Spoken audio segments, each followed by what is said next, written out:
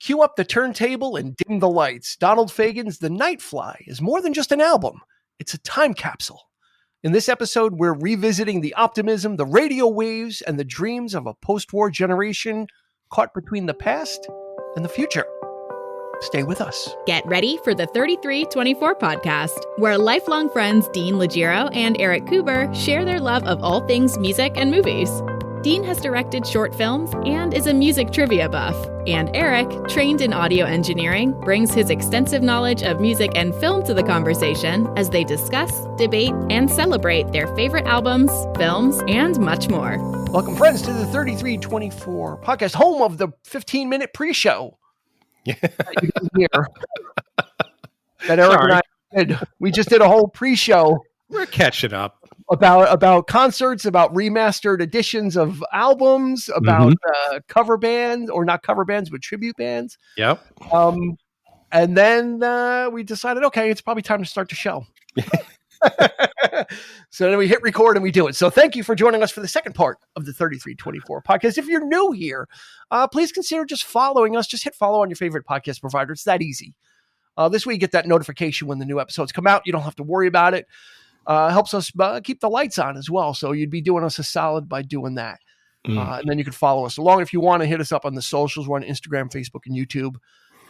And then there's a fan mail or contact us button within your podcast player, and you can contact us that way as well. But either way, we're happy you're here. This is going to be a hopefully a fun episode. They all are fun episodes. I never say, oh, this episode's going to be a dud. I think this one's going to suck. Those are the ones that we never even talk about. Like if we think it's going to suck, we're not going to, we have standards. We have quality. No, we save the best for when we do it. I think when it's just the two of us, some of these albums kind of really are just of a very particular time. Oh, you mean specific to us? Specific to us in both of our lives that we sort of connect on, and those tend to be the albums that we like to talk about. Yeah, just us. So yeah, this is a great one. Yeah, in a more smaller venue with just Eric and I, a little more intimate setting. So turn the lights down low, like we said in the open. Turn up the turntable and dim the lights. We're talking about Donald Fagen's album, The Nightfly. So let's get right into it. We're going to do the stats as we always do. This album was released in October of 1982, produced by Mr. Gary Katz. All songs written by Donald Fagen, except for one cover, Ruby Baby, which is interesting, curious that there would be a cover on here, but I think I know why. There were 3 singles released. The first one was IGY, hit number 26. New Frontier, all the way down at number 70. That's surprising. Yeah, very surprising. I think that one, let me talk about the last single, was Ruby Baby, and that didn't chart on the Billboard Top 100 or 200.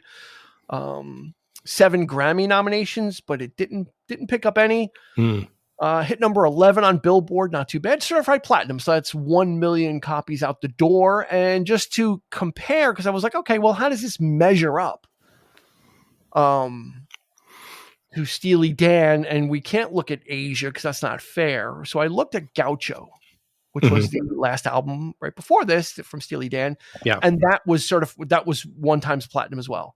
So he matched what the last Steely Dan album was. So this wasn't a swing and a miss in comparison.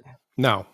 This was, he kind of, even though some of the stats, betray how great this album is, the sales kind of matched Gaucho as Steely Dan was on their way out the door at that point. So, and literally a year later, Gaucho came out in 81. Yeah. And Fagen has an album out the door. From what I understand, I think he said, even while Steely Dan was still an ongoing concern, that he had been thinking about a collection of songs to put out on his own. Mhm. Not that leaving Steely Dan, but within the framework of Steely Dan, then doing something on his own. So this kind of idea of the Nightfly was kind of buzzing around, as it were, pun intended. Yeah. In his head to kind of do a project like this. So yeah, let's just talk. Steely Dan kind of breaks up in 1981.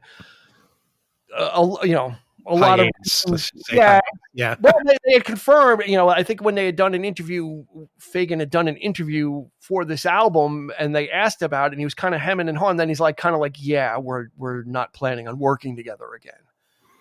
So it was kind of like, yeah, we need a break, and then it just became, yeah, we're kind of done.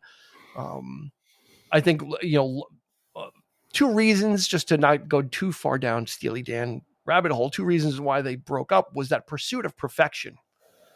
And you can reference our Asia album where we talk about that, and then Walter Becker's increasing drug problems.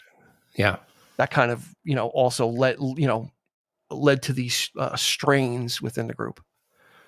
Yeah, and then I think most of what Steely Dan had done in the 70s was decidedly more darker in tone and more sort of downbeat, and songs. A lot of songs about drug use and that kind of thing, and it just sort of a more cynical view of the world. And Fagen wanted to do something really, really positive and really kind of go to his roots and just be, sort of autobiographical, I guess you'd say. Like he was just trying to give us, the listener, an idea of what he was into, I guess, growing up in the 50s and, early 60s and such. So that kind of explains where like Ruby Baby came from, and which is a Lieber Stoller track, which had been covered, I guess, many, many times by other artists. Dion is the most popular performer of that. Mm-hmm. And that version came out in 1962, which kind of cements, it kind of puts a stamp on the time frame that we're talking about. And you hit the nail right on the head. Fagen wanted to revisit his childhood in that 1958 to 1962 time period. So he'd be like from 12 to 14. And you know what? But before we get there, because you had said something before I hit record, you had actually kind of said something that we were talking about remasters, and we were talking about remastered albums and stuff like that. And then you're like, oh my God, this one doesn't need that. So I think I want to start there. I think. Okay. I think we need to tell people that this is like an audiophile album as it is. Mm-hmm. You can pick up, I have the original vinyl. You can just pick up the vinyl. You can pick up the CD, much like the Fifth Element used to be the disc you used to show people your DVD player and your 5.1 surround system. Yeah. That, or Star Trek First Contact. There's like a whole bunch of like great surround sound movies that you would use to demonstrate. Like the Nightfly is an album that you can put on as it is, mm-hmm. and it sounds fantastic. It sounds better than fantastic. It makes it's just, there's just something about it. Mm-hmm. And it was one of the first digital recordings. It was one of the earliest fully digital recordings. So, well, there you go. I think what Asia was to the analog production, the perfect analog album right there.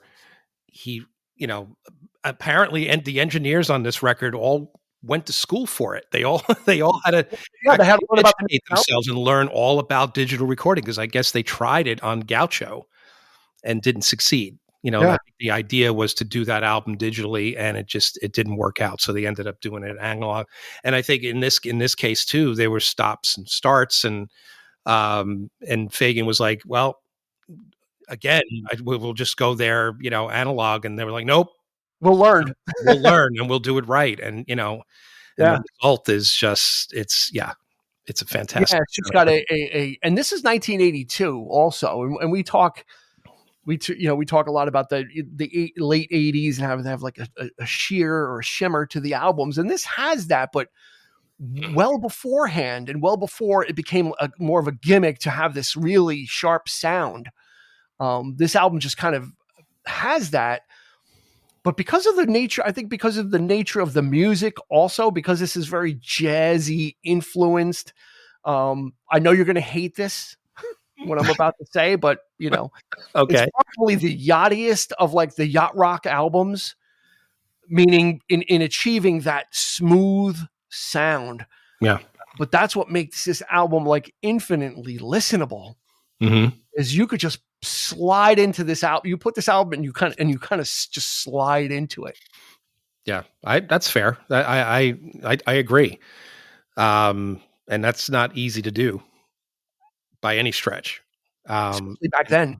And in this case, it's not as, I don't think it sounds as dense. When I say dense, I mean it in the best possible way, in the Steely Dan records, and the best, having all of those musicians play and getting it right. And, just the meticulous nature of the producing. In this case, it's a little bit lighter, but still just as lush and just as in a way. I don't want to say it's not Steely Dan light, because that's not that at all. I mean, this is strictly Donald Fagen, and there is a difference. It's breezier. Yeah, right. It's not light music. It's just there's a kind of some more. There's some more air. Mm-hmm. There's some more space in there. It feels like it's kind of like the sound is crisp and beautiful and gorgeous, but yeah, it just feels like there's some space in between things. I feel like what he wanted to sing about and what he wanted to write about for this record has that remarkable retro futuristic air to it. He's this is Donald Fagen, like many artists, from the 70s moving forward into the 80s and decide, but with the help of everybody associated with this record, engineering wise, really getting that right and getting that, just the accurate of what an 80s album should sound like, I think, in that sense. And it really is one of the greatest examples of an 80s sounding record. But like you said before, not gimmicky, not trying to overdo it with a lot of keyboards and that kind of thing. And in this case, you had still very much analog instruments underlining those keyboards. It's very top heavy with the keyboards, and there's a lot of that going on. But you still get that guitar in there, those little jazzy riffs and some horns and some So I just love that he was able to achieve what the album is about. And I've heard people say that this could be somewhat of a concept album. Oh, it definitely is. It absolutely is. Concept album. I mean, let me kind of put a bow on what you said by, I mean, there's a Steely Dan aesthetic, right? And Donald Fagen isn't going to make a lo-fi album. Like it's not like once you go there, I don't think he's going to just make an album of him and an acoustic guitar. It's just not going to happen, So it's like, okay, what am I going to do as a solo artist, and how is that? It resembles Steely Dan, but there is something different about it. There is that up tempo thing, or the optimism, and that's where the concept comes in. When he was young, when Fagen was young, he would listen to late night jazz radio stations. After becoming disillusioned with rock and roll, he kind of felt like, this isn't where are they going with this? And he kind of shifted. And there was that, and there was also that, which he's trying to capture, is that optimism of the early 60s of, specifically, I mean, the title of New Frontier, that is directly from a Kennedy speech. We are on the precipice of a new frontier. Whatever. Like it was that whole hope for the future. It was that we're coming into like this new age, like you said, kind of retro futuristic. It's like the new age is upon us, and everything's going to be great. Everything is looking up. That the age of Camelot in America during in 1962. So there was that as a young kid, like I'm on like the precipice of the future. And that's what he was reflecting on, is is and here's the thing. This is what I wrote, because, we're saying, oh, he's talking about, like the 60s, or he's talking about this, this time period. I think we need to make it clear for someone that's never heard this. This is not like An Innocent Man by Billy Joel, where Billy Joel is evoking. Yeah. He's evoking time. He is, mining nostalgia. He is evoking those influences. This album is about that time period, but the songs are modern. The songs are not throwbacks. They are modern songs. That's right. Yeah. That reference. So it's nostalgic without being sappy. It's kind of like a romanticized view. Mm-hmm. And that's what everybody had back then. It was a romanticized view of what America was going to be and what the future was, and all this great stuff. So, he's not trying to be retro like Billy Joel was on An Innocent Man, right? He's trying, Uptown Girl and all that, which is great. It was him exploring his influences. This is him exploring where he was in his life. Mm-hmm. So the lyrics are going to evoke that. They tell the story of the Nightfly, and New Frontier, and Walk Between the Raindrops, like an IGY, right? I mean, that was, like that song kind of sets the table for the whole album, right? Do you know what IGY stands for? Oh goodness. International Geophysical Year. Yeah. Which was a scientific project in 1957 to 1958, with all these scientists getting together. That's right. Yeah. And so again, this was kind of a new, like, this is the precipice of like the new world. Mm-hmm. And that's where that comes, right? What a beautiful world this will be. Yeah. Right. What a glorious time to be free. So there's just that feeling that great things are on the way from this young kid who is experiencing all this change. What a great way to approach it. Again, the visionary aspect of telling a story, referring to how he might have felt as a kid back in the day, getting excited about those kinds of things. What a way to embrace and just sit down and actually write something like that. It's genius. This is, again, pop genius. One of those guys that just has so intellect. He's got that kind of a brain to kind of put this together. I mean, you could call it like a period piece, like in a film, like it would be a specific time. But like you say, it's very, that futuristic embrace in the 80s. And I think the 80s also was trying to make those changes too, right? I mean, coming out of the cynical 70s, we had the 80s. Okay, well, the 80s is going to be better. The economy is going to be better. Everything is up for grabs, where, the excess, all that kind of thing. Absolutely. So I think a lot of people were kind of embracing that in terms of their sound and the freedom and, and just sort of the more innovative, trying to invent new things and that kind of thing too, musically speaking. So I think there's that perfect marriage right there of the two different time periods, but still basically, talking about the same thing. Matching them up. That's right. Having them align. Yeah. Mm-hmm. Right. With the dawning of the 80s, and Reagan became president in 1980, and whatever you felt about that, but there was still this feeling of optimism. Mm-hmm. After coming out of the 70s, after coming out of Watergate, the Iran hostage crisis that was in the 70s, and the fuel crisis, the Montreal, the Olympics, not the Montreal, the Olympics with all the killings in Munich. Yep. In Munich, and so there was all that, and then this new, the 80s are here, and it's going to be great, and so there is kind of a parallel, parallel to it. And then in IGY, he actually kind of references the future, because there's a specific lyric, 90 minutes from New York to Paris. Mm-hmm. By 76 will be A-OK. 1976 is the year that the Concorde started making its flights supersonic across. There you go. Across the ocean in 90 minutes. I think it made it to England in like 2 hours. Mm-hmm. So, he was also, looking at it from back then, but saying, in several, we'll be okay, because, there's all this great stuff is on the horizon. So he was able to, which is kind of really cool that he's taking it from when he was younger, but also telling himself, by 76 we'll be okay. All this great stuff is happening, underground railroads, and all, you know, the future is advancing. You know, so I kind of like that he almost kind of consoles himself, you know, by 76 we'll be okay. Everything will be all right. We'll get through the 60s. We'll get through the, you know, that upheaval, and then the future is coming when you can get from New York to Paris in 90 minutes. Yeah. Although we don't do that anymore.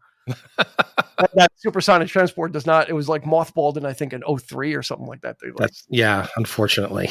But it was just, you know, so yeah, you know, like, and this would be like the last guy you would think that this would come from, right? Because he's the voice of Steely Dan, and you know, like you said, some of their stuff is always like has little dark underpinnings usually. It's like they go for the noir aspect of things, looking at things like I said, like just very, very.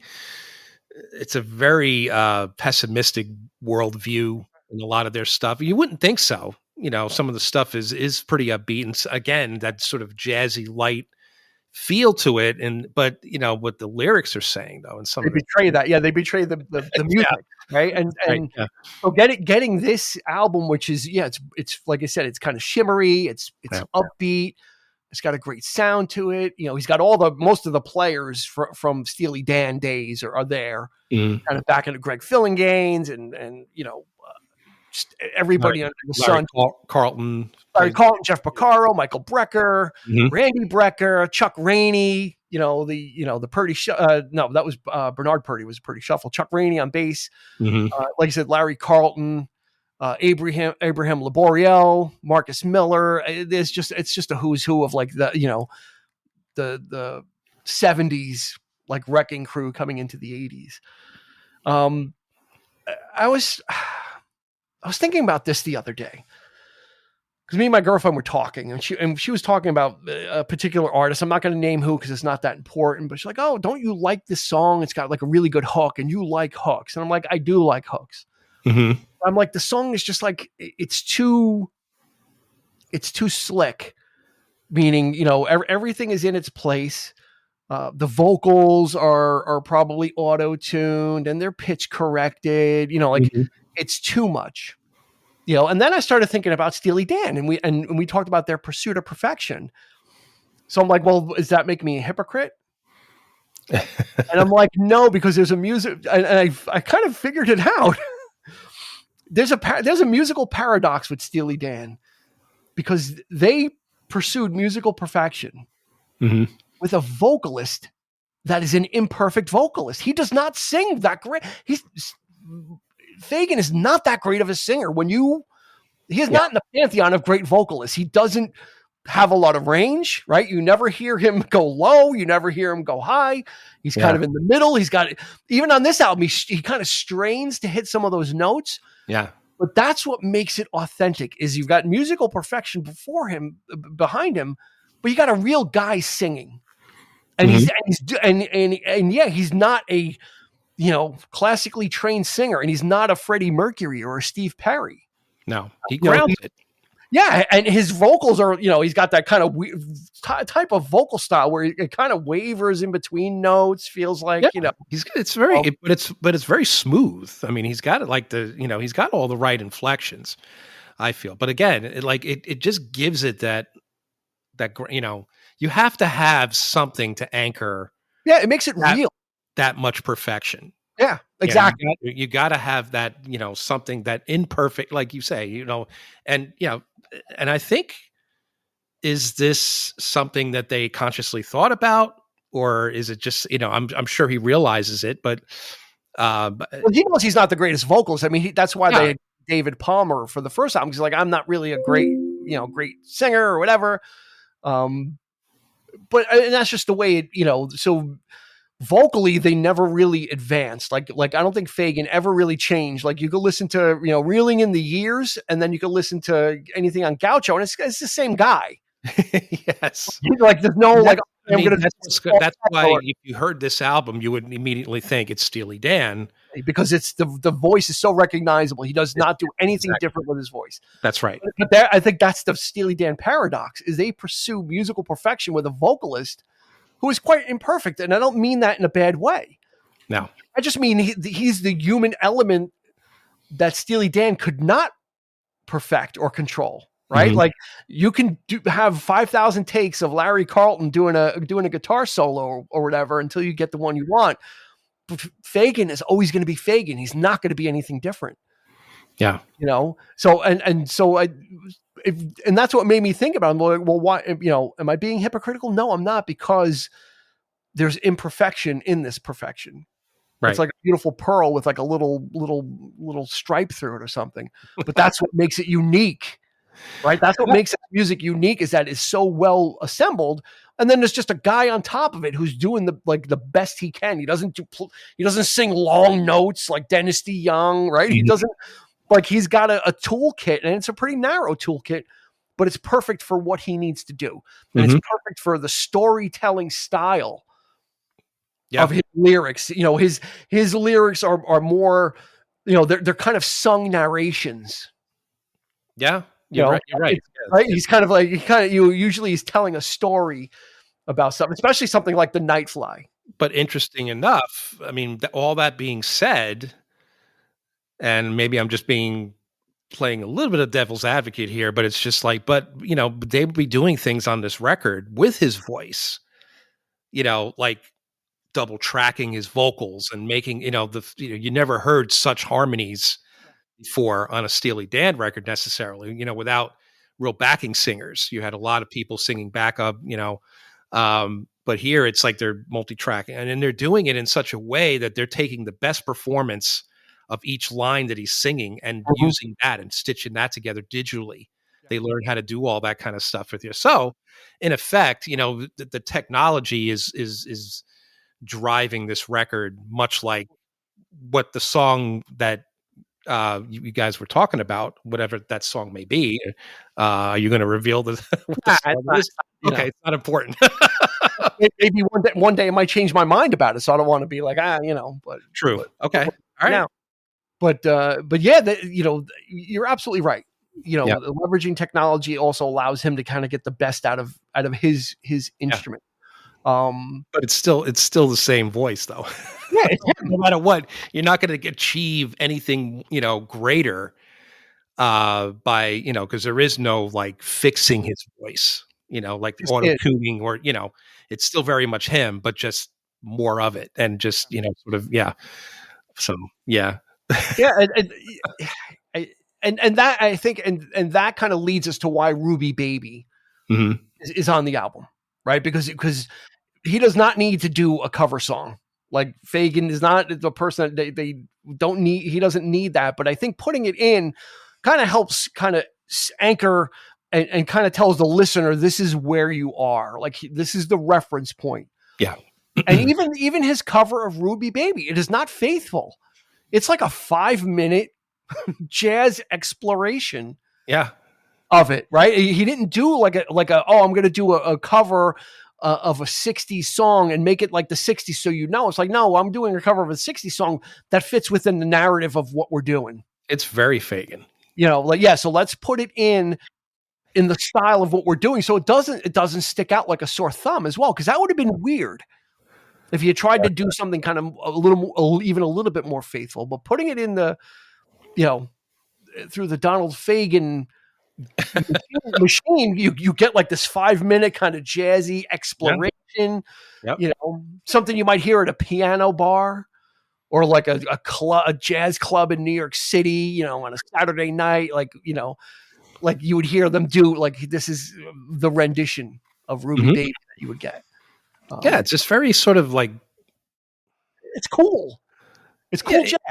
It's cool jazz, right? And it's just, it's the kind of thing that you just sit there, like, it's sort of, how do I describe it? I know he's done like many live shows in the 80s where he was playing like small venues and doing sort of a soul stew type of thing where he was covering other songs as well from, things that he liked and, back in the day, and, 60s soul and, and doing those songs again, his way, with a really great brass section and just sort of like a lot of R&B artists, and kind of just, giving it that soulful flair that only Fagen can. But the voice is what sells it every time. Again, the voice, it's very much Donald Fagen and very, so reminiscent of Steely Dan as well. So that's always going to be there with him. It's always going to, he's always going to carry that forward, Yeah, he's got that free currency. Yeah. His voice is very specific, very familiar, and very, odd, meaning odd in a good way, meaning it's very recognizable as that. Yes. It'll never be anything else. And I couldn't see him doing any other type of music, if he was doing covers and he wanted to do something faithful like a crooner, I just couldn't hear it, and I don't think he's got the ability. I think he, like I said, he's got a certain way of delivering stuff, and that's squarely his. There's no one else like him. It's squarely his. So when you listen, it's like, yeah, you're getting it. And this album is just a breeze to listen to. It's 8 songs. What is it, like 30, 38 minutes, if that? Is it 38 minutes and 46 seconds. So it's a quick one, but and he's a Jersey boy. He was born in Passaic, by the way, for those in the New York area. My favorite song, hands down, is New Frontier. And you said, "Oh, I'm surprised it didn't do better." It probably did as good as it did, probably because of the MTV video. Yeah, I was just about to go there. That the video kind of was great. Like the lyric, it is almost like it's one of the closest like literal tellings in a music video of the lyrics. It literally kind of brings you through the song. But I just love it's got a modern sound, so it has like an early 80s sound, which is not Steely Dan to it. But then it has those Steely Dan parts with the piano, like doom, doom, doom, doom, like, and it's got that harmonica at the end, like wah, wah, wah. And he uses, I don't know what it's called, but it's like the portable keyboard that they wear. Yeah, the guitar. You hear that. He plays that a lot in this album, and I think it was later half of Steely Dan's. You heard it on Asia, you heard it on, just that weird, and he would play it on the Rosie Vela album that they got to. A lot of the musicians came back for that record to help her out, which was great too, but anyway, just that those underpinnings of, again, Steely Dan's just sound, but the video, I feel, nails what the vision and the sort of the imagery of what this album is in terms of like the animation. Again, it's like that retro futuristic sort of thing, the 60s thing, like Fantastic Four. Like, if you exist in that kind of world where you dream of like flying cars but like that very sort of art, it's not Art Deco, but you know what I'm talking about. Yeah, I know what you're talking about. Yeah, just that look, that aesthetic. Even when they talk about Brubeck, I hear you made about Brubeck in the video, and then have like the album cover there, and then the cartoon. The guy kind of looks a little bit like Brubeck. He's got the good, So they really, and the video is what grabbed me. But the New Frontier is a song. When it's done, I put it on again. Yeah. Like I just love it. It moves. It's got a little. It sounds like it's got a little bit of like the Purdy shuffle, even though he's not on it. But it feels like it's got that. So it's like optimism. He's talking about, like what's ahead. I'm going to finally go to college. I'm going to learn design. I'm going to go overseas. But he meets a girl, and he's kind of liking her or falling in love with her. So it's just and again, New Frontier, like it literally, as much as IGY kind of sets the table for like what a beautiful world this would be, New Frontier, which starts the second side, kind of anchors that. So the anchor reaffirms the message.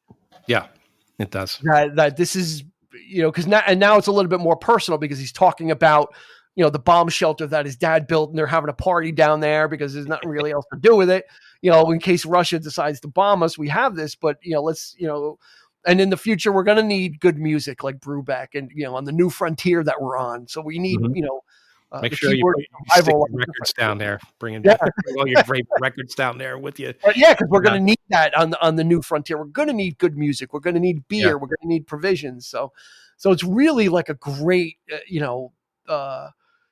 romantic. It's romantic. It's hopeful. It's optimistic. It's just got so many different things to it. And then it again, like this great driving orchestration or arrangement is under it. Mm-hmm.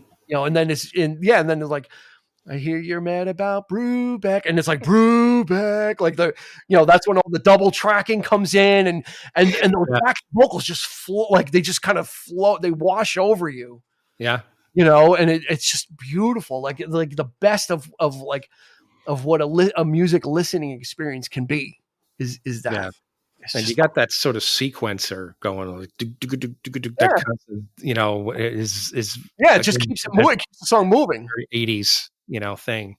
I love IGY. I always did. I mean, I remember hearing that on just on the radio a lot, not necessarily. The first time, there must be something by Steely Dan. Yeah, yeah.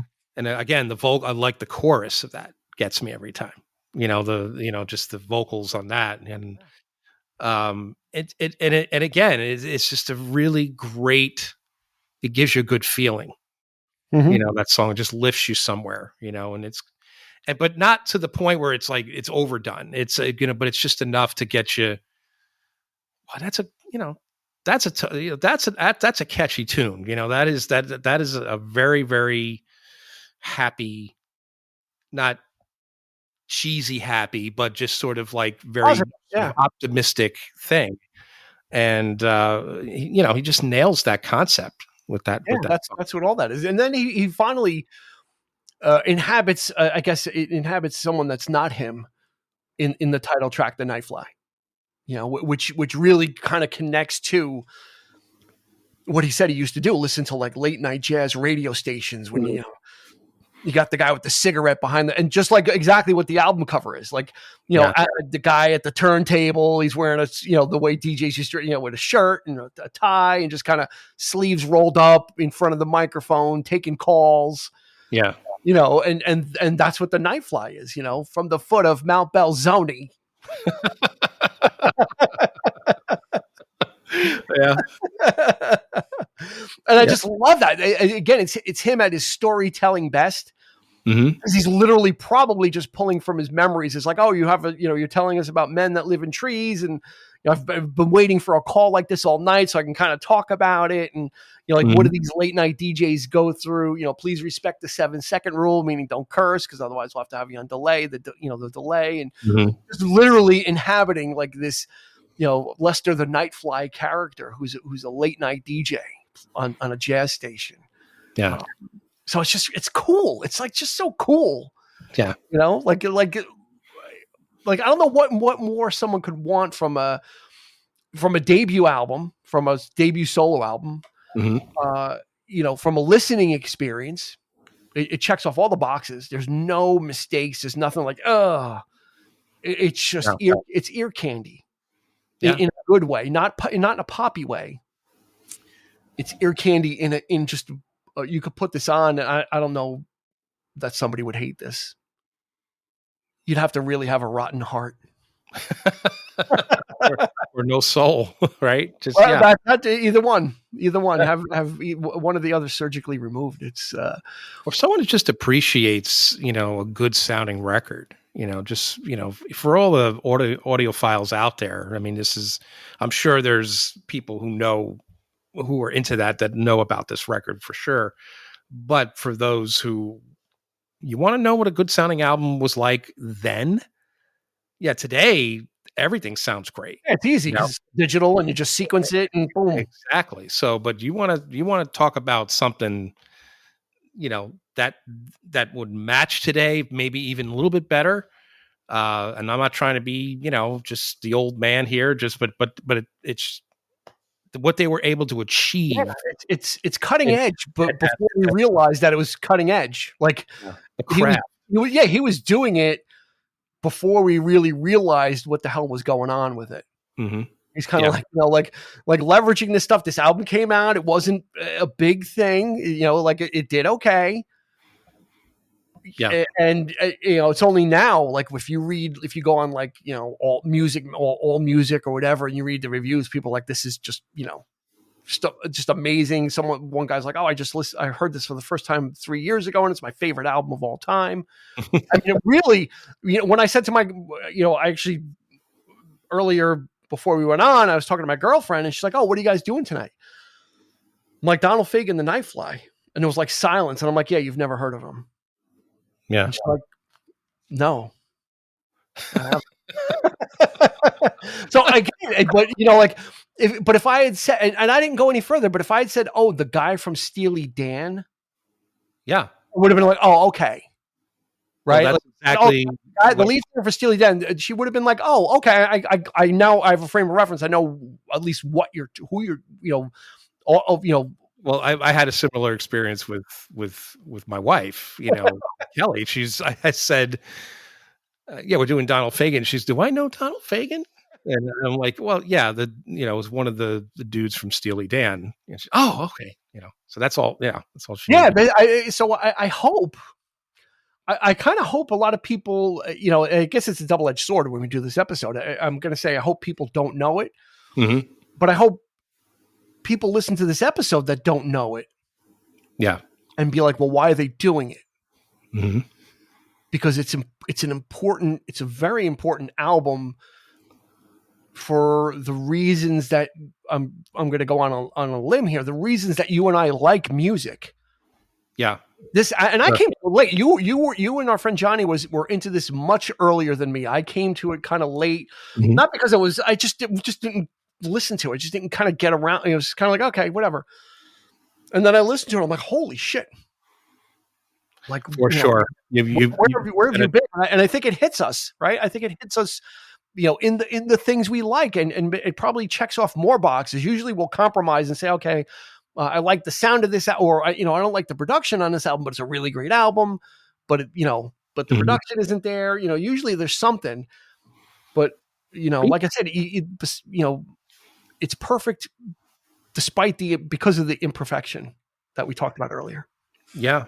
And there's a lot of reasons people come up with why they listen to albums, right? I mean, there seems to be always an excuse, even for like a shitty sounding album. Somebody will say, well, they're trying to capture every particular sound or something. Somebody will defend it, because if it's a favorite band of theirs or singer or whatever, what have you.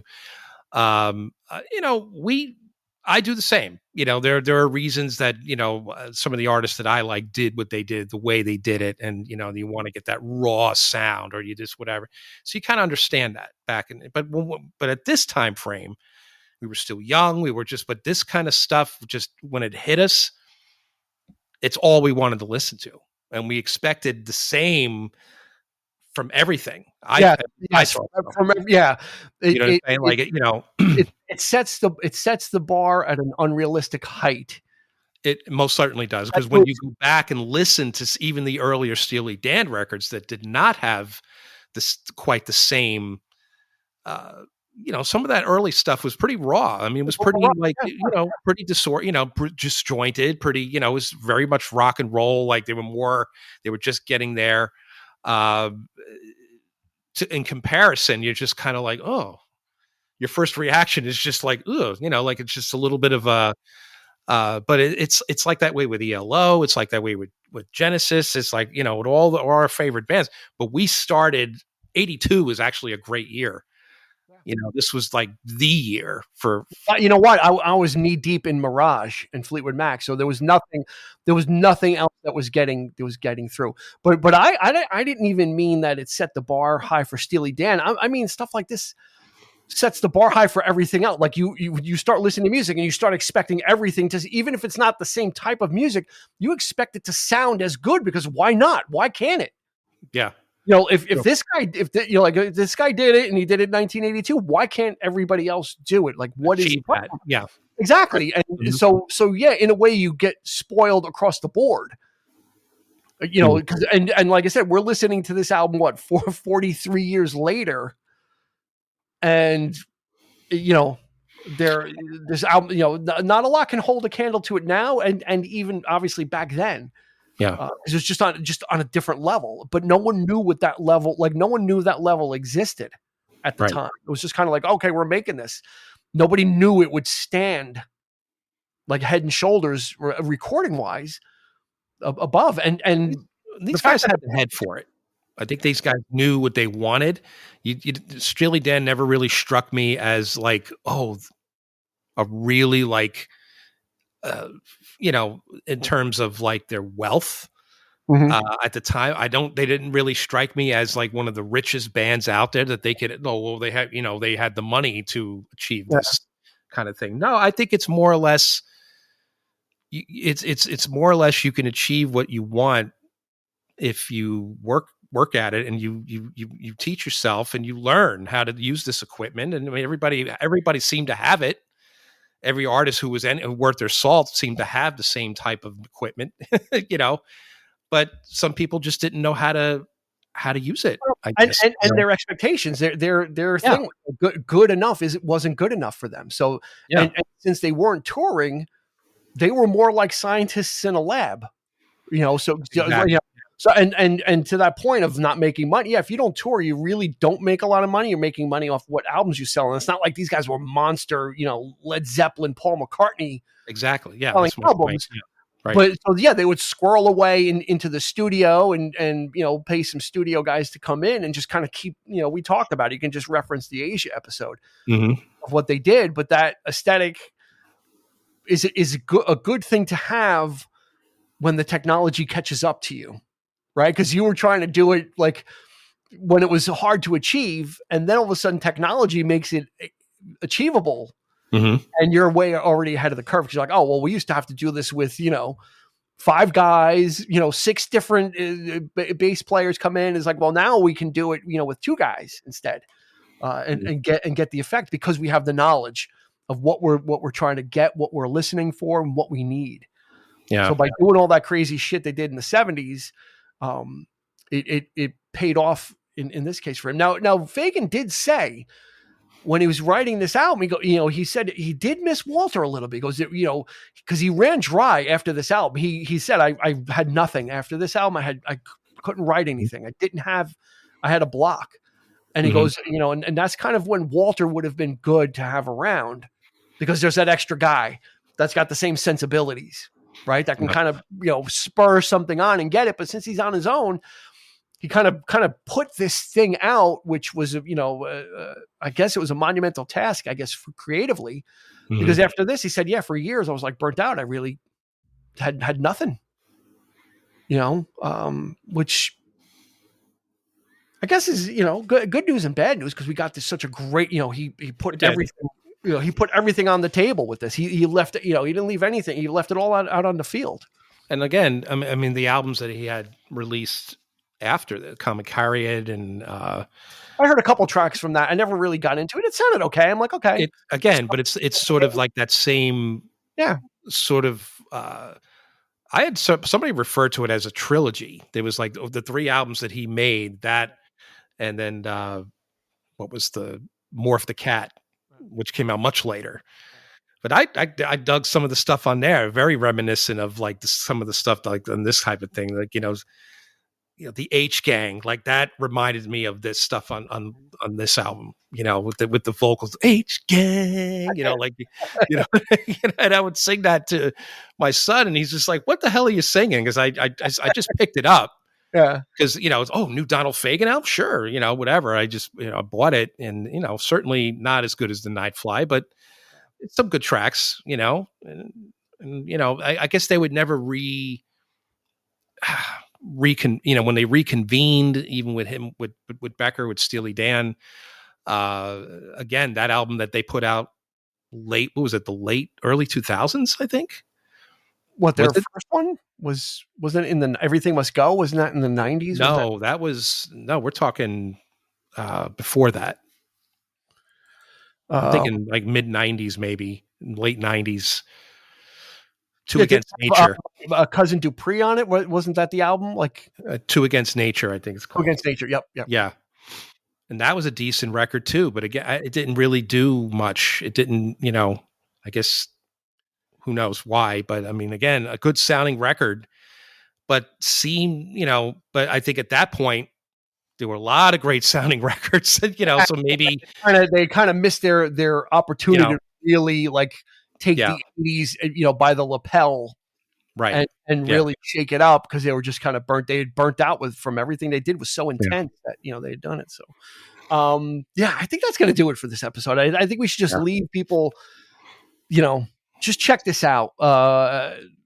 It's on streaming.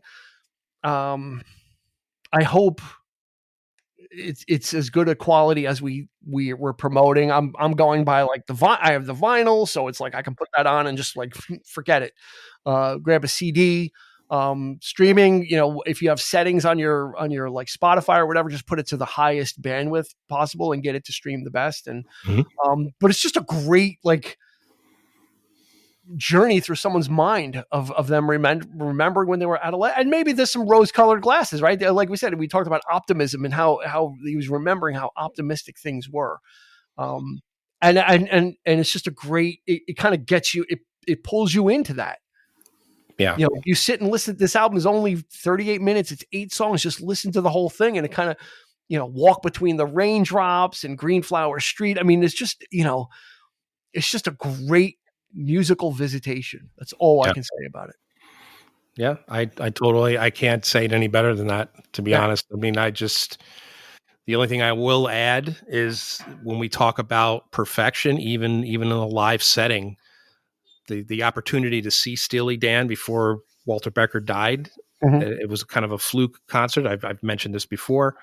But again, that at this point, Fagen's voice is much, has aged, and it's, it was even more like imperfect, but you couldn't ask for a better sounding tight band. I mean, everything was note perfect. Everything was exact. I mean, it was like studio quality. Yeah. They're going to come, they're going to come correct. They're not going to have, I couldn't believe it. I was blown away. And this is, we're talking like, some little arena in PA outside. Even it wasn't even indoors. It was an outside venue. So, and it just sounded phenomenal. But that's what they have achieved. That's their brand. Their brand is audiophile quality. So that's good. We're going to leave it there. Check it out. It's on all the streamers. It's the Nightfly by Donald Fagen from 1982. So, it comes highly recommended, and it's one of those ones that's been swirling around us. It was on my original list. So it was there in the back of my mind, but we just got to find the right time to get it. And I think it's now, and hopefully you'll, if you've listened to it before, or you kind of fooling around with Steely Dan, go check out the Nightfly. Just put it on, sit on your couch, turn the lights down, and take a trip back in time, lyrically, not musically, and enjoy the sounds that are there. If you've never heard of it before and you're wondering why these guys are ranting and raving, hopefully that piqued your interest. That was the point, is to get you to kind of just check this album out, and hopefully you'll agree. If you disagree, let us know. We'd love to hear it. You're not going to change our minds, but we'd love to hear it. That's going to do it for this episode. If you made it this far, thank you so much for staying with us. If you haven't done so yet, please go ahead and follow us. Go ahead and mark us as favorite podcast, so you'll get notifications when the new episodes come out. And until we meet again, either a music movie or an episode movie, this has been Dean, and right across from me is Eric sitting on his couch, and we will catch you on the flip side. You've been listening to the 3324 podcast with Dean Legiro and Eric Kuber. You can find us on your favorite podcast provider, so please like, subscribe, and rate to become a part of the 3324 family. Your feedback is important, so make sure to follow us on Instagram and Facebook at 3324 podcast, and on Twitter at 3324p to join the conversation.